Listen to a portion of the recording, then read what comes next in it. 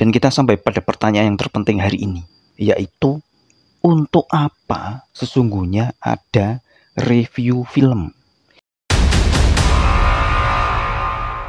Ini penting untuk ditanyakan karena sekarang ini banyak sekali kreator konten ya, bukan konten kreator di YouTube dan media-media sosial lainnya yang sibuk mereview film.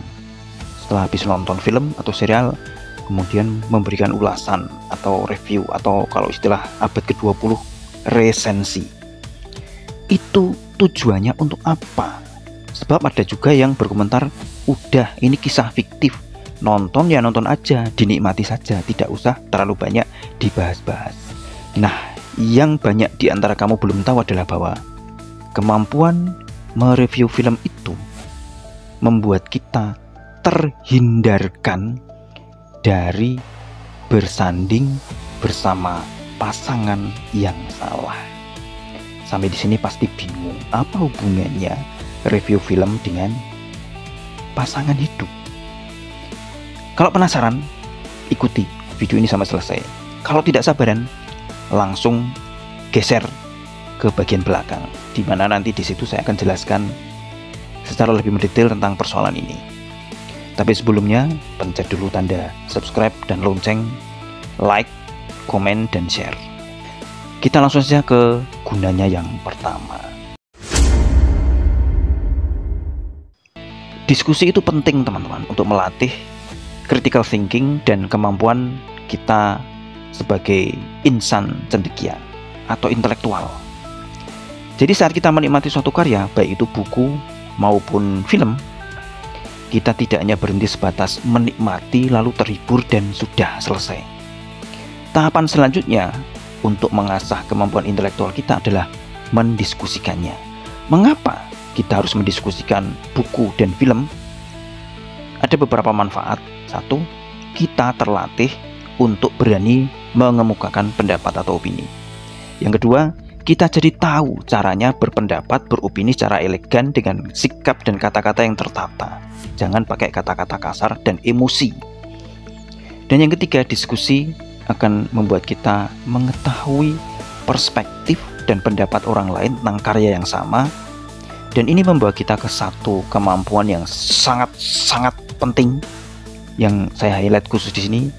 Ini namanya theory of mind.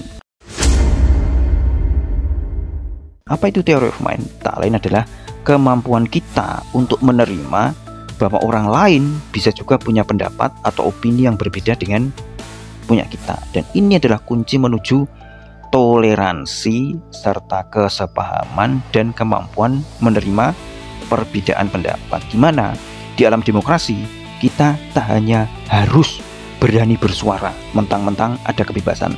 Setelah berani bersuara, kita juga harus berani untuk menerima perbedaan pendapat. Itu baru mungkin terlaksana kalau kita punya kemampuan theory of mind.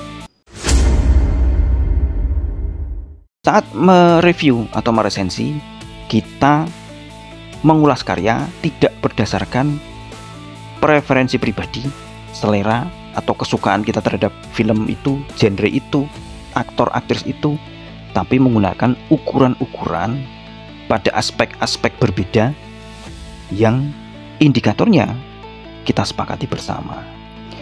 Review film itu mirip kayak guru sekolah menilai murid di hal-hal non-akademik, misalnya kerapian, kedisiplinan, atau kemampuan berkomunikasi.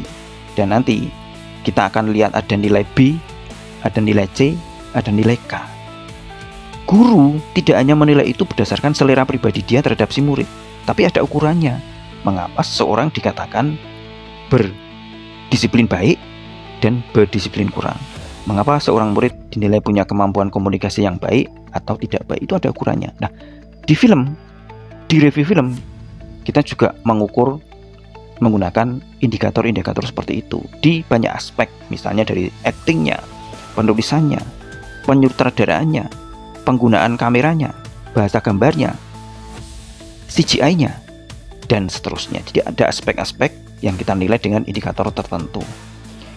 Ini membuat kita memiliki skill untuk menilai segala sesuatu secara mendetail dan mendalam, menukik ke pusat permasalahan dan mengetahui sedetail mungkin, sebanyak mungkin. Jadi kita menilai tidak hanya berdasarkan kerungu-kerungu yang serba sekilas dan permukaan.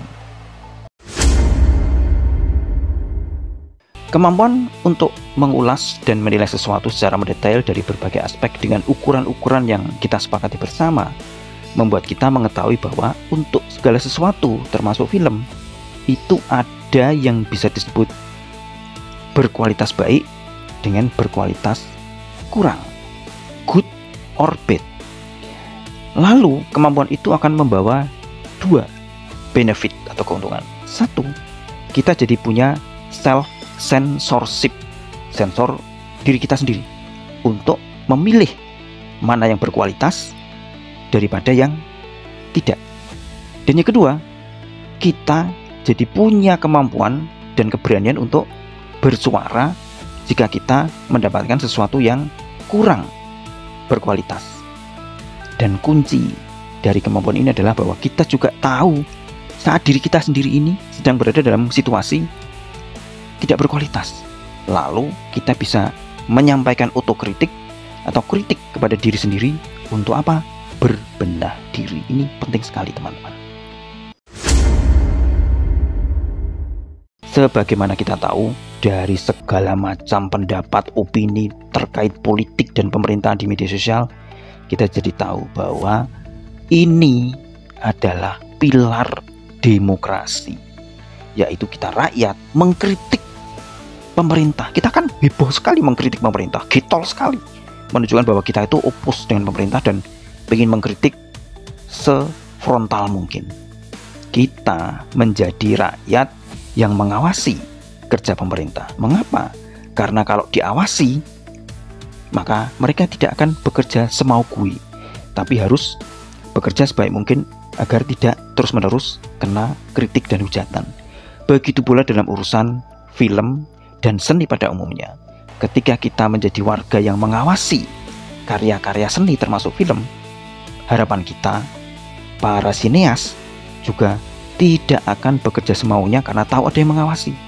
Maka mereka kemudian berusaha untuk bekerja sebaik mungkin. Ini kan yang kita sebut sebagai kontrol sosial atau kritik sosial. Dan saya sendiri sebagai penulis novel itu juga terpacu untuk bekerja sebaik mungkin karena ada yang mengawasi lewat review novel, resensi buku. Review film itu sendiri teman-teman bukan hal baru yang ada di dunia pada tahun 2025 ini atau pada era Gen Z sekarang ini, tapi sudah merupakan sesuatu yang ada lama sekali, jauh sejak abad ke-20 bahkan awal abad ke-20. Review film itu apa tuh sebenarnya? Tulisan kritik film yang awalnya itu muncul di media massa, koran, majalah, tabloid, dan kemudian geser ke radio sama televisi. Selain di media massa, review film juga dilakukan oleh para akademikus di forum-forum akademik kampus. Jadi di kampus juga sering digelar acara review film. Istilahnya biasanya diskusi film, membahas film. Kalau di media massa, film dikupas dari aspek-aspek jurnalisme. Di dunia akademik, tentu saja film dibahas dari aspek-aspek intelektualnya, teori-teori ilmiah, simbolisme-simbolismenya, realitas sosialnya, dan seterusnya. Di Hollywood, sekitar seminggu atau 10 hari sebelum satu film resmi rilis, studio film, produser film menggelar acara screening khusus, pemutaran khusus yang diperuntukkan bagi lingkungan pers. Dan lingkungan pers ini tak lain adalah para reviewer film profesional dari media-media massa, koran-koran, majalah-majalah, televisi, dan seterusnya. Mengapa mereka diundang untuk nonton secara khusus? Ditunggu reviewnya. Setelah nonton, besoknya reviewnya ditulis dan dimuat di media masing-masing. Kalau reviewnya bagus, bintang 4 atau bintang 5, maka itu akan dicomot lalu ditaruh di poster film terakhir yang dipakai untuk promo sebelum hari edar. Lalu kita tiba pada hal terpenting yang membuat kamu masih betah nonton sampai menit kesekian ini, atau bahkan mungkin kamu langsung loncat ke sini, yaitu yang saya katakan tadi bahwa review film membuat kita terhindarkan dari bersanding dengan pasangan yang salah. Kok bisa? Karena ketika kita bisa mereview film dengan menilai secara objektif dari aspek-aspek yang berbeda itu tadi, maka kita juga bisa menerapkannya pada apa saja termasuk orang yang kita temui dalam kehidupan sehari-hari, termasuk orang-orang yang akan menduduki posisi penting dalam hidup kita, partner bisnis, rekan usaha, sahabat terpercaya, dan akhirnya pasangan. Jadi saat kita hendak bersama dengan seseorang, kita tidak tergesa-gesa ingin segera mungkin meminangnya, tapi kita ulas dulu dia dari berbagai aspek. Kalau kita tadi mengulas film dari aspek penyutradaraannya, penulisannya, kameranya, bahasa gambarnya, CGI-nya, dan lain sebagainya, maka kita mengulas orang dari segi wajahnya, bodinya, cara dia berpenampilan, kecerdasan akademiknya, kecerdasan sosialnya, kecerdasan emosionalnya, ketaatan ibadahnya, semangat juangnya terhadap hidup, ketangguhannya secara mental, dan seterusnya. Lalu seperti tadi guru yang bisa memberikan nilai B, C, atau K untuk aspek-aspek murid non-akademik, kita juga bisa memberikan nilai B, C, atau K terhadap wajahnya, cara dia berpenampilan, kesopanannya, dan seterusnya. Apakah wajahnya termasuk B atau C? Apakah bodinya termasuk C atau K? Apakah kesopanannya termasuk K-? Ini kita bisa bedah dan ulas dari satu aspek ke aspek-aspek berikutnya. Review film kemudian mengambil nilai rata-rata dari nilai yang dia berikan di tiap aspek itu. Nanti ya pasti akan ada aspek yang kuat, ada aspek yang lemah. Kuat di penyutradaraan, tapi lemah dalam cara kameramen mengambil gambar. Dan itu kemudian diambil nilai rata-rata, biasanya dalam bentuk bintang, antara 0 bintang sampai 5 bintang. Dan kita juga bisa melakukannya saat mereview satu sosok orang yang akan kita rekrut menjadi pasangan hidup. Apakah nilai rata-ratanya B? Apakah nilai rata-ratanya 5 bintang, 4 bintang, 2 bintang, atau bahkan 0 bintang?